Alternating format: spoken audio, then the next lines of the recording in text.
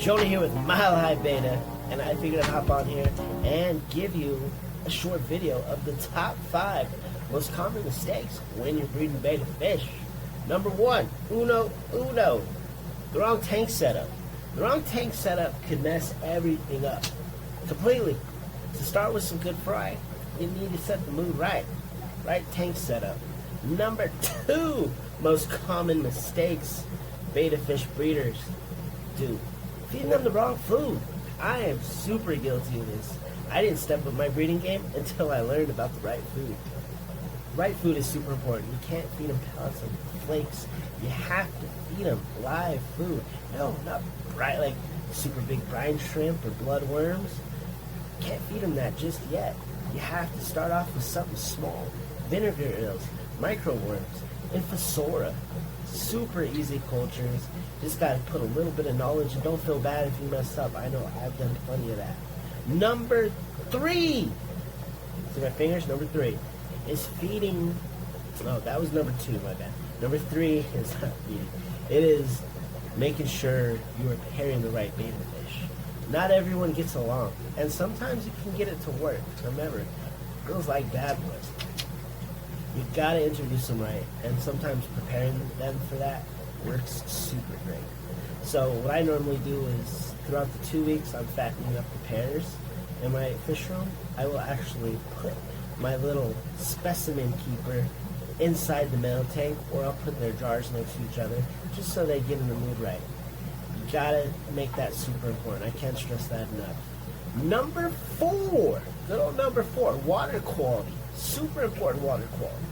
Water quality is really important. Beta fish, when they're mating, I would say between 7 and 7.5 is ideal from my experience. If you want to get all technical with it. Also, number 5, super important. Your beta fish ready? Are they ready? Is the male ready? How do you know if they're ready? The female beta fish will get a white dot. I don't know the technical name off the top of my head. Get a white dot right after their fins in the front. And you'll see them fat full of eggs, and the females, they'll tend to get stripes on them too when they do see them now, so you know the mood's right. Also with the male, he'll start blowing bubble nests. It's super important to fatten these fish up 2 weeks ahead of time. Feed them high protein, bloodworms, some brine shrimp. Beta fish love live brine shrimp. If you can get them that, cool. If you have to go frozen, that's cool too.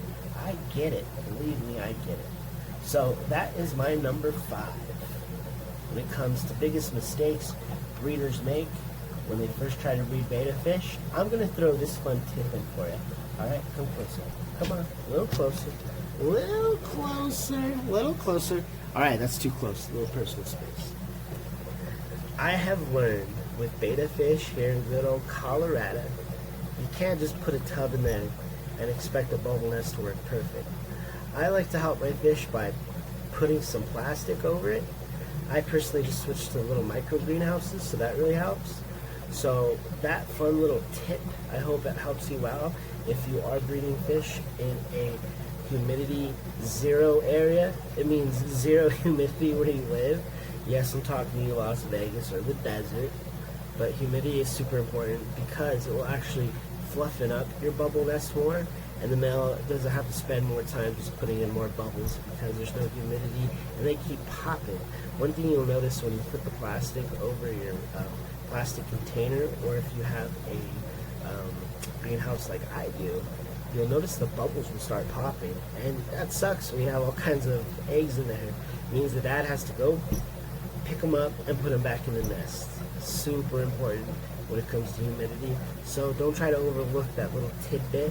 I know that's such a small detail, but in the long run, when it comes to breeding beta fish, that will help. I hope this helps you, and I hope you enjoyed my video. I hope to do more videos like this, and don't forget to subscribe and like. This is a cool hobby of mine. I work full time and I have kids, all that good stuff, so help support the channel and the cause. And remember, if you have any questions, feel free to reach out. Love talking beta fish.